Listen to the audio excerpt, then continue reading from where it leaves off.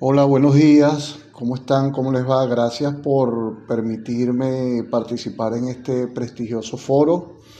Le doy las gracias al profesor Sierra por permitirme y abrir un espacio educativo y de diálogo en el foro de sostenibilidad, en donde hemos querido conversar sobre la justicia climática de los Andes y las formas como podemos adaptarnos a esos eventos del cambio climático a través de la ciencia, la ecología, las comunidades y los elementos de restauración a los cuales podemos adaptarnos. Esto inició exactamente días después del evento ocurrido en los Andes, específicamente en los Andes merideños, pero también hubo algunas situaciones en otros estados de los Andes venezolanos, en el estado Trujillo, también hubo en el estado Táchira y en el estado Mérida. También hubo situaciones en algunos sectores de los Andes, pero de los Andes, de la cordillera de los Andes, que inicia de norte a sur por Venezuela, en algunos municipios como municipio Morán, municipio Andrés Eloy Blanco del estado Lara. Ante eso, esa situación, nosotros comenzamos a hacer análisis y abrir un espacio de diálogo educativo en función de lo que venía ocurriendo y de lo que ocurrió ese día. Y lo iniciamos a través de un artículo que se distribuyó en toda Venezuela, que escribí 2 días después de la tragedia, llamado Cuando los ríos bajan turbios, es la montaña la que llora. Y ese artículo lo titulé así a través de una frase profundamente simbólica y conmovedora, que nos habla no solo de un fenómeno natural que ocurrió allí, sino que evidente que es una tragedia ecológica, espiritual. Y decíamos que los ríos bajan turbios, nos referíamos a los ríos cargados de sedimento, barro y escombros, lo que puede ocurrir tras los deslizamientos, producto de lluvias intensas, producto del uso del suelo, y que este fenómeno va más allá del aspecto físico, sino que es la turbidez que simboliza el dolor y el desequilibrio de la pérdida de claridad y de la pérdida de suelo de esos ecosistemas. Y la montaña es la que llora. Con eso nos referimos a que quiere decir que ese río, esos ríos de los Andes, es el llanto de un ecosistema herido. Pues, ha sido sometido a intensas a intensos trabajos, y que sus humedales y sus bosques, ese río y ese color es lo que está influyendo. No es solo el agua, sino también la tristeza de una tierra maltratada, de árboles talados, de suelos erosionados y de comunidades desplazadas totalmente. Desde los Andes venezolanos, donde esos días hubo un silencio que pareciera el silencio de una niebla que quisiera abrazar ese espacio que estamos acostumbrados a ver, que es el espacio sereno, espiritual, donde la naturaleza guarda una calma ancestral. Esos días, el imagen, la zona, estaba representado es por los gritos de las personas, que estaban ahogados por el barro.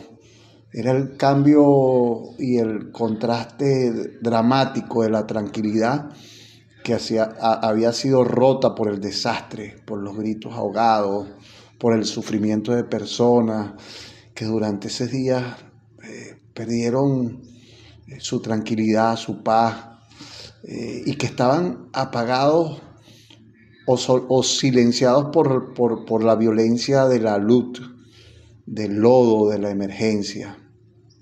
Esas lluvias cobraron vida, hubo momentos dolorosos,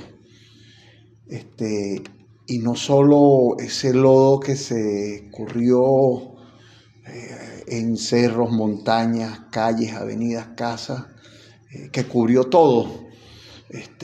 No solo cubrió lo físico, también cubrió los sueños de personas por esa tragedia. Proyectos de vida, ilusiones, esperanzas de personas que perdieron todo. Aquí quiero hacer un alto y darle mis más profundos abrazos de solidaridad sincera, y acompañar a todas esas personas del páramo merideño, pues que vivieron y siguen viviendo ese dolor ajeno.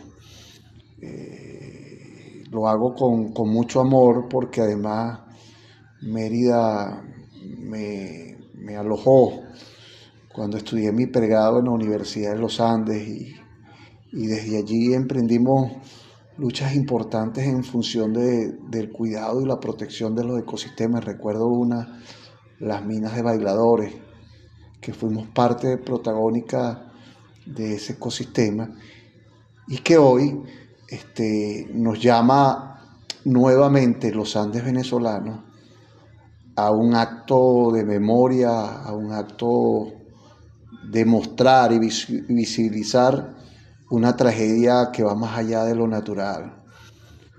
También es una tragedia que es la consecuencia del desequilibrio ecológico. Es por eso que eso me motivó a crear un segundo artículo que denominé Declaración Andina por la Restauración y la Justicia Climática. Ese mismo día 26 de junio se daban conversaciones en Alemania, en Bonn específicamente, sobre las negociaciones climáticas. Y precisamente en esas conversaciones de la ONU, en Alemania, ese mismo día que ocurría la tragedia en los Andes, esos mismos delegados estaban reconociendo que globalmente los esfuerzos para limitar el progreso de adaptación, mitigación y financiamiento había sido limitado. Y por supuesto, era ejemplo claro que los Andes merideños y los Andes de Venezuela habían sentido esa declaración en el colapso, porque los ríos bajaron y las montañas lloraron desde la altura de los páramos, donde nacen las aguas. Y hablamos de que debía haber urgentemente un pacto político. Es decir, que en medio de todo esto era necesario hacer urgentes llamados a los tomadores de decisiones de que debía haber un pacto político en donde se acompañara con las comunidades, agricultores, de que había que conservar los ecosistemas, de que era necesario restaurar los páramos, remarcar acciones y planificaciones estratégicas en los páramos venezolanos, que no iban más allá, la cosa iba más allá de una carretera, sino que este desastre y estos eventos eran síntomas de desajustes profundos y que nos recordaba que gobernar también es sembrar sombras para la montaña, es pensar en el bienestar de todas esas personas. Producto de eso dijimos, bueno, tiene que haber una declaración andina, este evento no puede pasar desapercibido, debe haber una declaración andina en donde todos los actores, la universidad, la academia, la investigación, las comunidades, los gobernantes deben desarrollar una declaración andina. Y nosotros decimos de que la declaración andina debe pasar por varios elementos.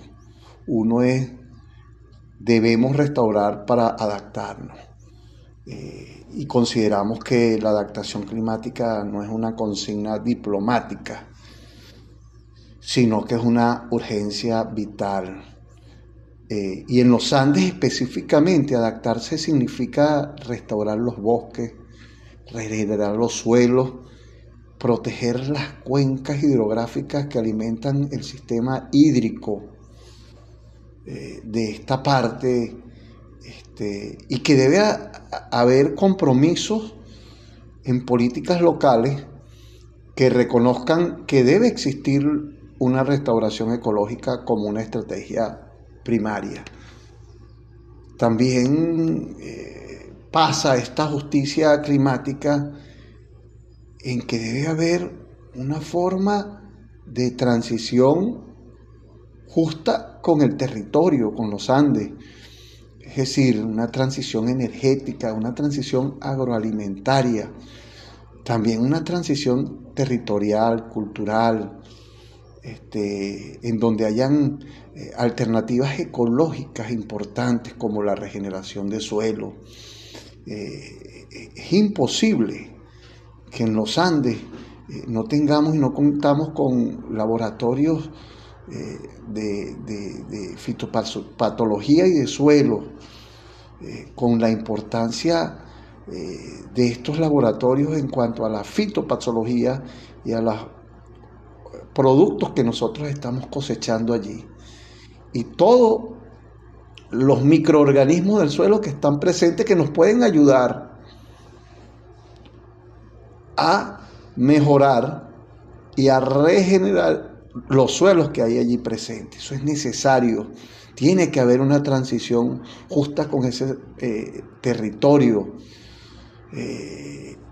con tecnologías vivas capaces de generar ese vacío o de llenar ese vacío que tiene ese territorio, y por supuesto en detener la deforestación. Es un llamado urgente, acciones concretas, es decir, el Instituto Nacional de Parques debe garantizar la protección y resguardo del Parque Nacional Sierra Nevada y de los parques presentes allí. Actividades cónsonas con esas áreas bajo régimen de administración especial, cuidado de esos ecosistemas.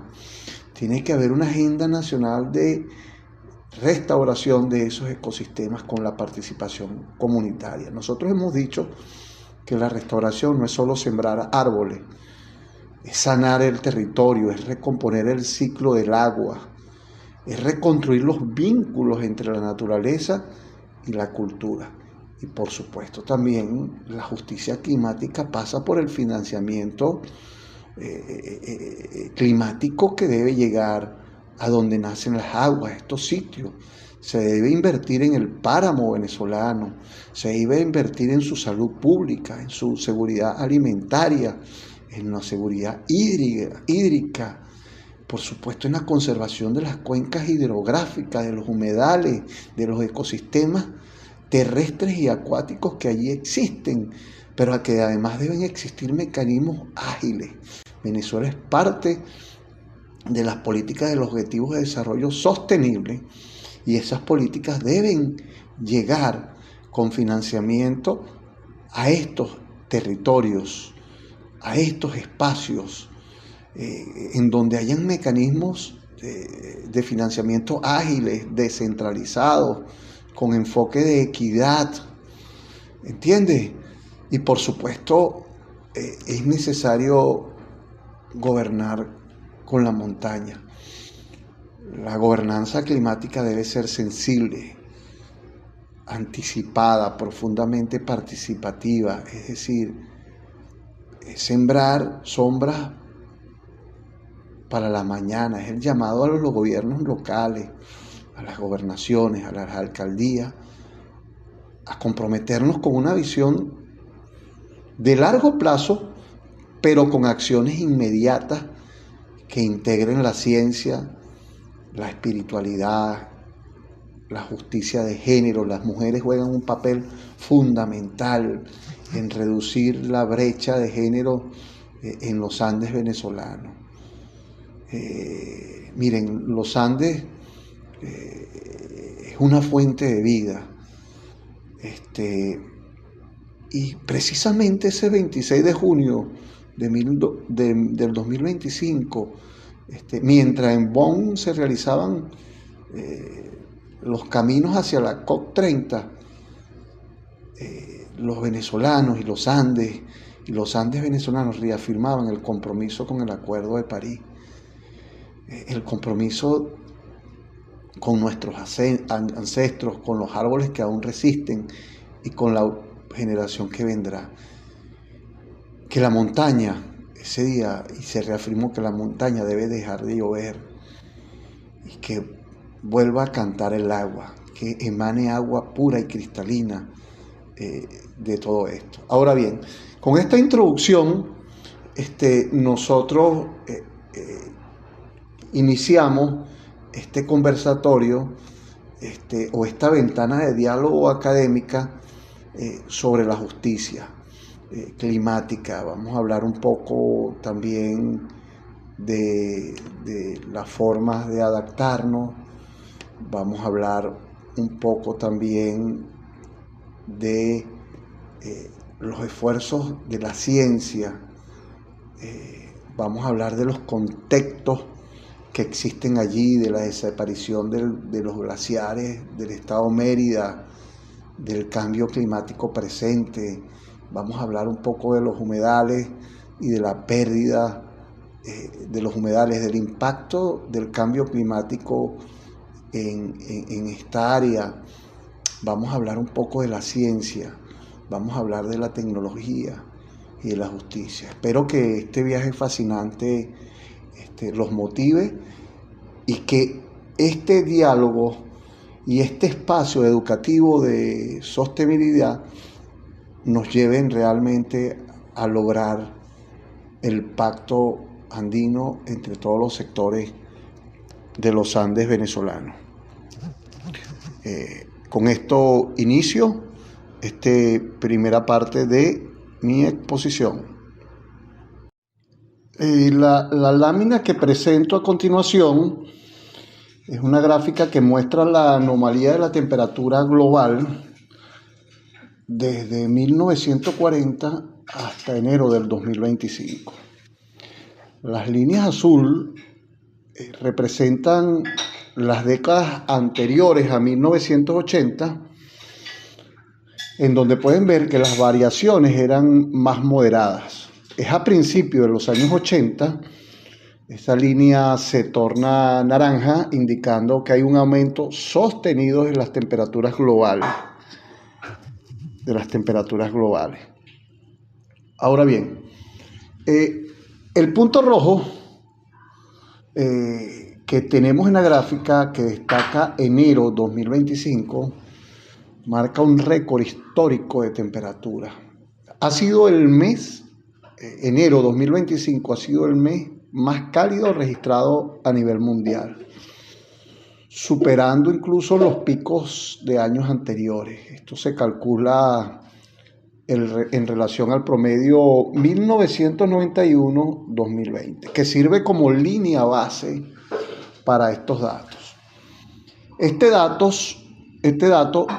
no es solo una cifra como tal, sino es una señal clara del aceleramiento del cambio climático, registrado en este particular por la temperatura y precipitaciones, pero en este caso es la temperatura. Aunque esta gráfica representa una tendencia global, sus implicaciones son profundamente locales, pues.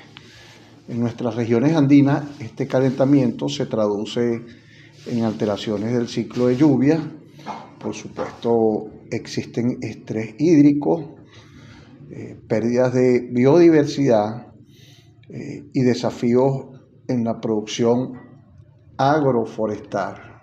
¿Okay? Ahora bien, ¿cómo podemos traducir o cómo podemos evidenciar este impacto en los Andes venezolanos? Bueno, hay varias formas que podemos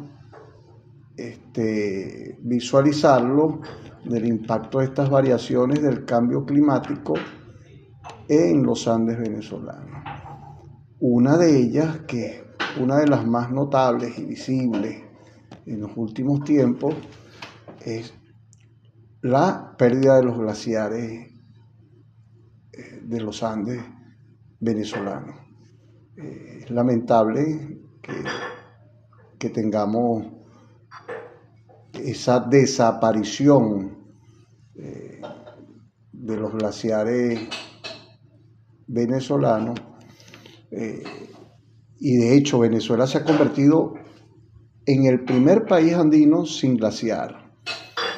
El glaciar La Corona, el último vestigio de hielo perpetuo, se ha derretido completamente, marcando un hito ambiental y cultural para las comunidades presentes. Por supuesto, otro impacto es la alteración del ciclo del agua. El aumento de temperatura permite que la atmósfera retenga más humedad, lo que genera lluvias quizás más intensas en periodos muy cortos. Esto puede provocar inundaciones y por supuesto el arrastre de suelos erosionados y por supuesto pérdidas económicas por la pérdida de todos los cultivos. Es por eso que existe la sensación de que hay mucho más calor en estos tiempos que en tiempos pasados. Por supuesto, el impacto está asociado también a la agricultura. El 90% de esos cultivos son favorecidos por la lluvia. Y bueno, esto puede afectar directamente a las plantas por la falta de drenaje. Por supuesto, esto impacta en la seguridad alimentaria y en las comunidades rurales. Otro elemento importante es la expansión de enfermedades. Miren, el cambio climático está modificando la distribución geográfica de enfermedades. Y enfermedades a las personas y enfermedades en los suelos. Las altas temperaturas ha aumentado en algunos sectores de los Andes el aumento de bacterias, específicamente bacterias como la Diqueya, que es una bacteria ágil que está en el suelo, que se hace resistente y que produce valga la redundancia, la pudrición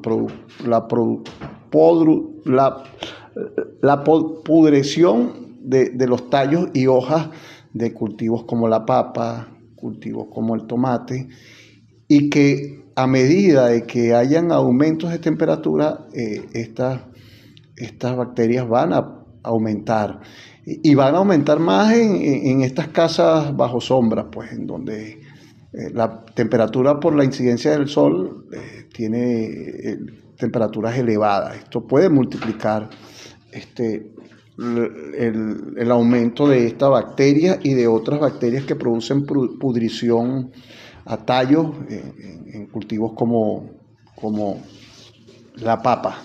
No hay que perderlo de vista. Es por eso que en estos territorios se hace casi que exigente laboratorios de suelo y de fitopatología para evaluar todos estos cultivos, para hacerle frente a estos cultivos. Y por qué no, debemos ir a ya empezar a utilizar equipos termocicladores para que comencemos a hacer pruebas de PCR en todos estos cultivos. Es necesario estudios de suelo, laboratorios de suelo y laboratorios de fitopatología en los Andes venezolanos. Y por supuesto vamos a tener la presencia de eventos extremos, olas de calor, lluvia. Todos estos eventos afectan, por supuesto, la biodiversidad local. Más adelante, en la siguiente lámina, vamos a hablar ya específicamente del evento del 26, en donde yo hago un análisis de dos elementos del clima, que es precipitación y temperatura, para que vean cómo afectó, cómo fue significativo ese evento. Bueno, a continuación presento dos láminas que tienen mucha relación una a ella. La primera que presento es un análisis comparativo de la precipitación en el día 26 de junio en los Andes venezolanos, específicamente en la cuenca del río Chama.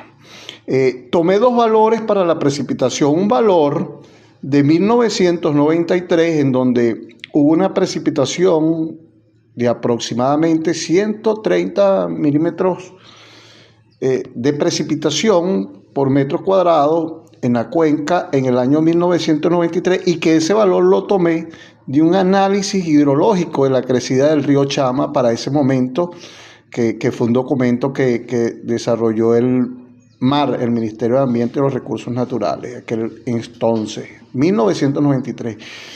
Y para el año 2025 no existen o no se dispone de un registro oficial en milímetros por parte del INAMEC para el día 26 de junio del 2025. Los impactos reportados son conscientes con eventos de precipitación extrema y superiores a 150 mm. Nosotros estimamos un promedio para el análisis hidrológico, el cual es un histórico similar en la región. Nosotros tomamos 190 mm ese mismo día. Ahora bien, de acuerdo a la estimación de precipitación, también hicimos la comparación de la escorrentía superficial, la cual, según el informe de 1993, esa lluvia y ese evento produjo alrededor de 12 millones de metros cúbicos en el año 93 en la cuenca del río Chama, y que nosotros lo calculamos para 34 millones en el 2025. Este cálculo, vuelvo y repito, es un cálculo nuestro con precipitaciones extremas superiores a 150 mm, y para ello se adoptaron valores para el análisis, ¿ok? Eso es importante, porque no existen registros de esos extremos de precipitación y escorrentía. Ahora bien, ¿cuál es la interpretación que nosotros le damos a ese análisis sobre ese evento del 2025? Uno, que la precipitación en el 2025 fue un 30% mayor que en 1993. Hay estudiosos que dicen que fue menor, hay fuentes que dicen que fue menor. Nosotros creemos que fue mayor, según nuestros cálculos. y lo cual trae como consecuencia, y esto es importante que se sepa, que la escorrentía, producto de esa precipitación, el arrastre de todos esos materiales en la superficie del suelo, el movimiento de todas esas partículas o ese material particulado fue 3 veces mayor. Por supuesto, lo que eleva un cambio profundo en la capacidad del ecosistema para absorber agua. Este aumento, nosotros le decimos, no fue solo debido a la lluvia, sino debido a una pérdida crítica de esponjosidad de los suelos del páramo. Es decir, que estos suelos, debido a la pérdida de estos suelos, a la erosión, han perdido la forma de captar toda esa agua en el páramo merideño. Eso es un elemento importante. Otro elemento importante es el estado de los ecosistemas. Para 1993, según imágenes satelitales, el páramo aún conservaba buena parte de su cobertura vegetal. Presentaba frailejones, musgos y estas especies nativas presentes allí. Por supuesto, al tener más vegetación, la infiltración del agua a través de las plantas y todo ese proceso fisiológico que desarrollan las plantas era más eficiente y los suelos retenían mucho más agua. Es decir, que los suelos se convertían en esponjas de toda esa agua que se infiltraba dentro del ecosistema.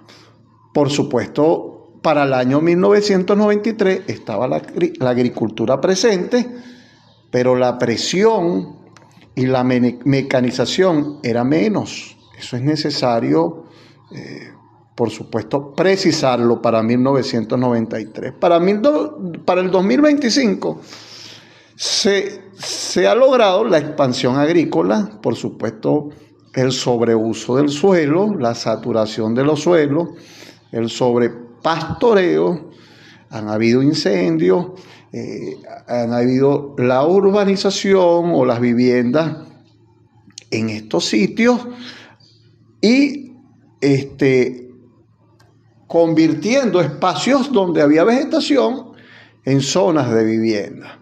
Es decir, que para el 2025 la vegetación se fragmentó y los suelos se compactaron, ya comenzaron a haber islas de agricultura, islas de viviendas. Y por supuesto, el ecosistema, a través de la pérdida de esa vegetación, fue perdiendo su capacidad de regular el ciclo hidrológico. ¿Cómo se traduce eso? Por supuesto, en mayor escorrentía, es decir, mayor movimiento de ese material particulado, ese suelo que estaba presente y que antes funcionaba dentro del ecosistema y que ahora se ha perdido, logrando la mayor escorrentía, es decir, la mayor pérdida de ese material de suelo a través de la superficie del mismo. Por supuesto, esto trae como consecuencia que los acuíferos sean menos recargados y hayan, por supuesto, un mayor riesgo de crecidas, como evidentemente sucedió. Ahora bien, implicaciones ecológicas y sociales, claro, que existen. El páramo ha pasado de ser un ecosistema almacenador de agua a un canal rápido de escorrentía, lo cual agrava las inundaciones río abajo. Es decir, que posiblemente, como me han preguntado muchos, volverá a suceder. Puede volver a suceder.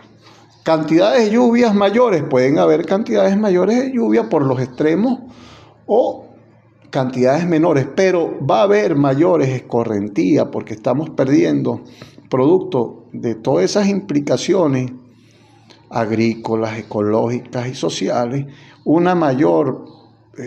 mayor canal de escorrentía, lo cual esto trae como consecuencia inundaciones.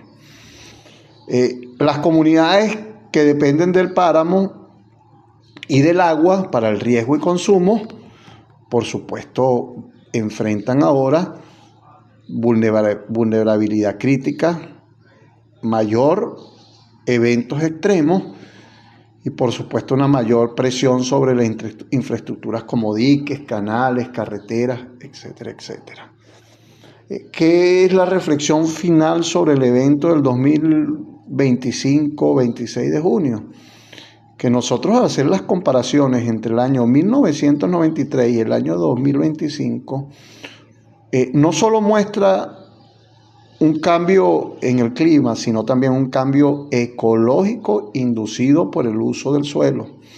El aumento de la escorrentía es un síntoma de que un ecosistema ha perdido su equilibrio. El páramo ya no llora solo lluvia, llora porque ha perdido su vegetación, su capacidad de abrazar el agua y su rol como guardián del ciclo hidrológico. Es por eso que quise venir de lo general a lo específico para que entendieran qué fue realmente lo que ocurrió en marzo, en este evento del 2025.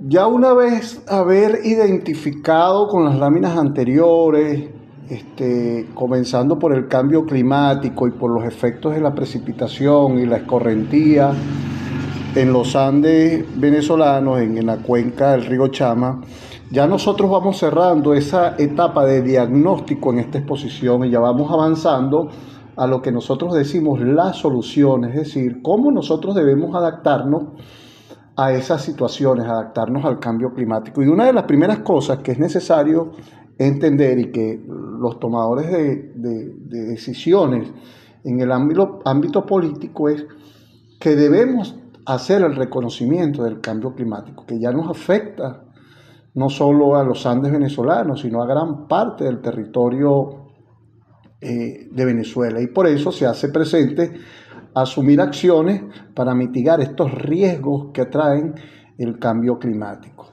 Ahora bien, ya hablando de soluciones y hablando de todos estos elementos, hay un elemento fundamental para todo esto que es la ciencia. Miren, la ciencia juega un papel fundamental.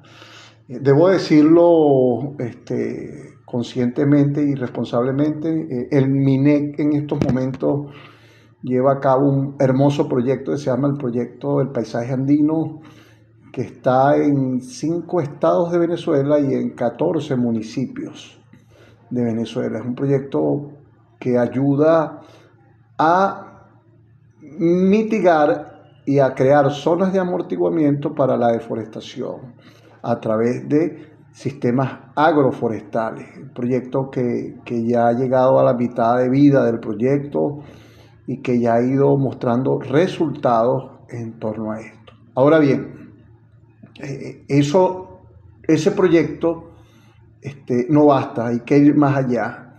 Hay que verlo desde el ámbito de la ciencia, del Ministerio de Ciencia y Tecnología, del Ministerio de Ecosocialismo, es decir, la ciencia al servicio de la vida en ese ecosistema de páramo. Es la democratización de la ciencia, es transferir la ciencia del laboratorio, de los informes técnicos, a convertirla en una aliada poderosa de las comunicaciones. Es decir, que en los Andes venezolanos esto se tiene que traducir en un conocimiento técnico de herramientas útiles, accesibles y culturalmente pertinentes. Miren, hay tecnologías apropiadas en estos momentos, tecnologías ecológicas como los secadores solares que permiten conservar alimentos sin depender de combustibles fósiles, integrando principios bioclimáticos tradicionales como el secado. Eso puede ser una herramienta y una tecnología al servicio de las personas. para que conserven sus alimentos y produzcan en el día. Otras tecnologías apropiadas ecológicas son los filtros de agua que son necesarios, con materiales locales. Otro elemento puede ser las briquetadoras. Miren, la mayoría del hogar venezolano tiene pérdidas o desecha los residuos orgánicos, y esos residuos orgánicos no son transformados como residuos orgánicos combustibles sólidos. Esto nos ayudaría a reducir la presión sobre los bosques y por supuesto nos estaría generando energías limpias, es decir, briquetadoras que transformen ese residuo orgánico a un combustible sólido, y con esto estaríamos devolviéndole la salud. Mire, ustedes no saben cuántos hogares del páramo andino utilizan fogones dentro de sus hogares. Todo ese humo afecta a la mujer. Miren, la mujer andina en esos fogones diariamente está presente entre 5 y 6 horas al día tratando de procesar todos sus alimentos. Y muchas veces dentro del hogar están esos fogones y la mujer sale, entra, lleva lluvia, frío, todo eso se traduce en enfermedades. Toda esa situación debe ser puesta, todo ese conocimiento, a reducir todas esas brechas y también a mejorar la calidad de vida de los habitantes del páramo merideño. Por eso tienen que haber fogones mejorados en todas estas situaciones y por supuesto ir avanzando hacia la electricidad alternativa, paneles solares.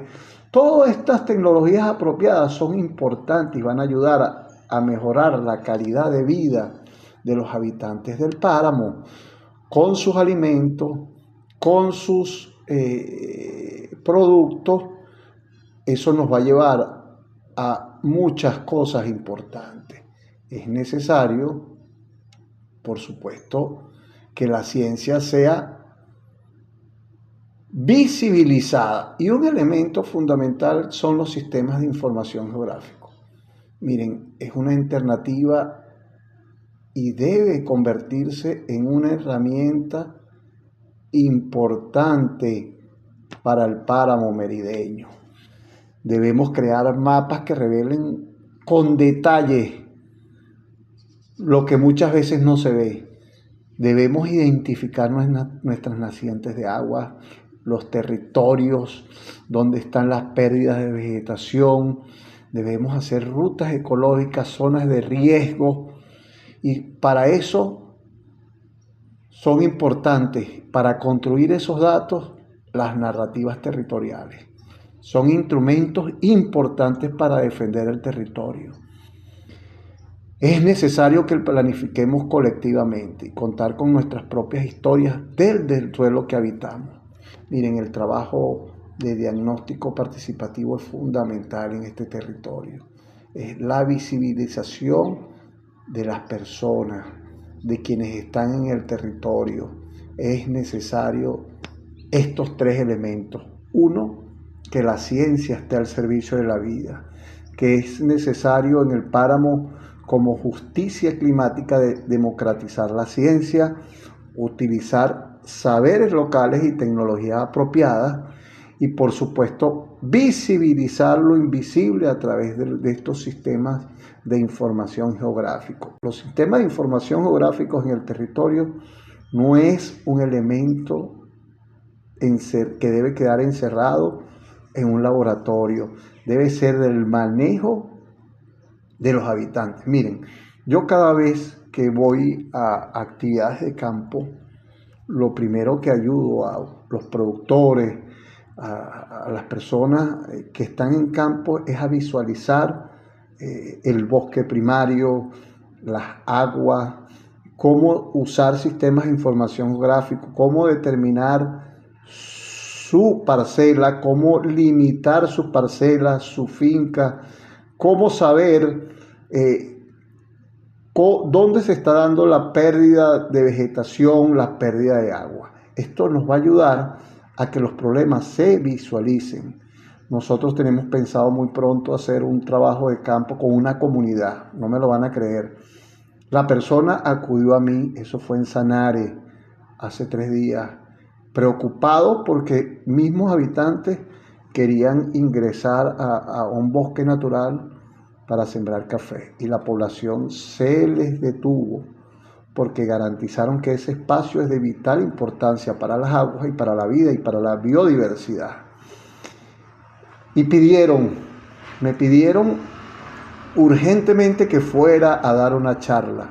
En estos momentos me encuentro tratando de hacer contacto, que lo vamos a hacer con el MINEC del Estado Lara y el Estado Portuguesa, porque es límite entre estos dos estados, para que en conjunto demos una charla, para que ellos entiendan la importancia de ese ecosistema, de la biodiversidad presente allí. Tengo entendido que hay hasta tigres presentes allí, pero que ellos están interesados en conservar.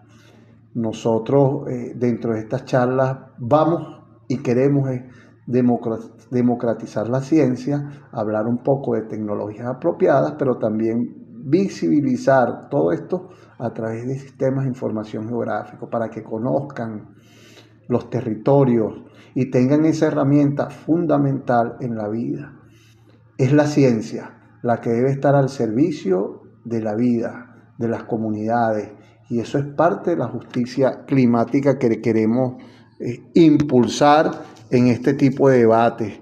Es la universidad, son los tecnológicos, son los gremios, son los institutos de gestión pública del ambiente, es la comunidad, son las personas, los protagonistas. Miren, yo lo digo, no puede haber una restauración ecológica sin la participación fundamental de los actores. Eso debe ser la columna vertebral de toda restauración ecológica, y así establecido en el ser, en la sociedad de restauradores ecológicos del mundo. Es importante dentro de esos criterios que las comunidades participen, de que la ciencia esté al servicio de las personas. Y por supuesto el enfoque biogeográfico es fundamental para llevar a cabo todo esta justicia climática que hemos denominado así. Bueno, para ir concluyendo, coloco esta imagen bandera, que es la imagen de un vivero industrializado con tecnologías de punta. Esto es uno de los elementos en los cuales debemos innovar en estos momentos. Pero antes de llegar al punto del vivero industrializado, que ya es la forma directa de la restauración, yo quiero hablar un poco de la restauración de esos ecosistemas andinos venezolanos. Ecosistemas claves como el páramo, los bosques nublados, bosques presentes en el estado Mérida, en Santo Domingo, los bosques de Trujillo, de Tuñame, esa zona alta que también es alta de biodiversidad y son vitales para la regulación hídrica. Es importante identificar todos estos ecosistemas, identificar especies endémicas que también cumplen funciones ecológicas especiales, entre otras como la captura de carbono. Es necesario proyectos de capturas de carbono, miren, para la conservación de suelos, para que protejamos todas estas especies. Para ellos es fundamental identificar estos ecosistemas claves, es fundamental. Por supuesto, la estrategia de restauración a través de potenciar estas especies nativas como el aliso, el campanito, la dictera, a través de viveros industrializados comunitarios, para garantizar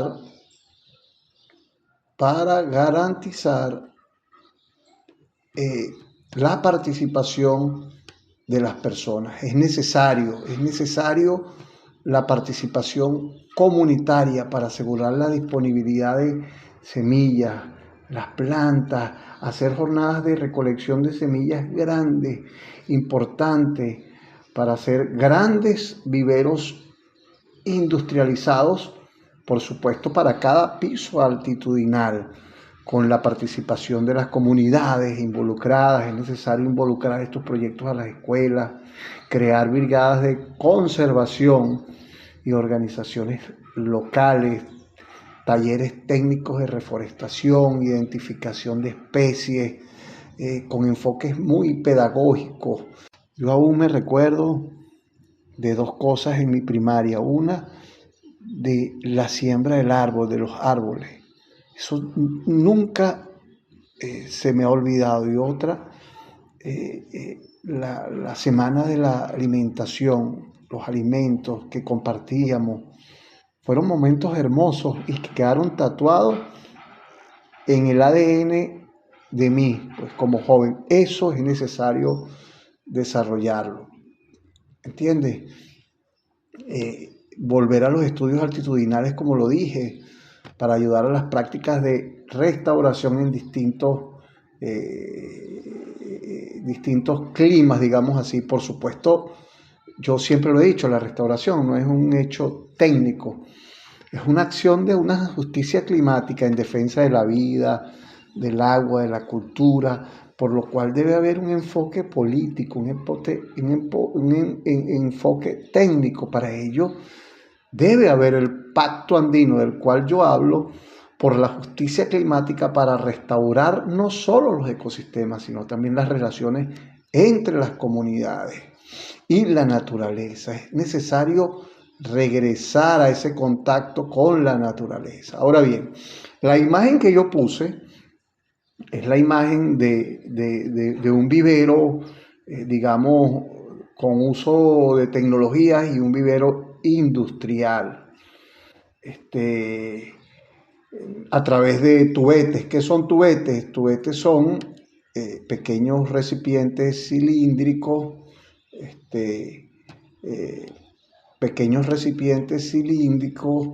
eh, donde contienen, por supuesto, toda la materia, toda la tierra y toda esa productos de siembra, todo ese sustrato, digamos así, para la producción de plantas.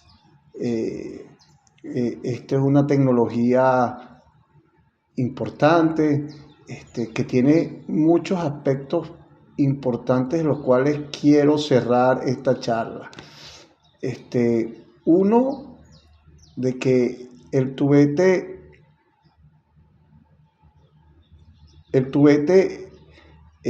por supuesto, es más pequeño, es de plástico. Ojalá podamos avanzar hacia un tubete biodegradable, diseñado para la producción de plántulas. Esto permite un desarrollo radicular importante, quizás más controlado, y facilita el transporte y reduce la producción, reduce el estrés de la planta.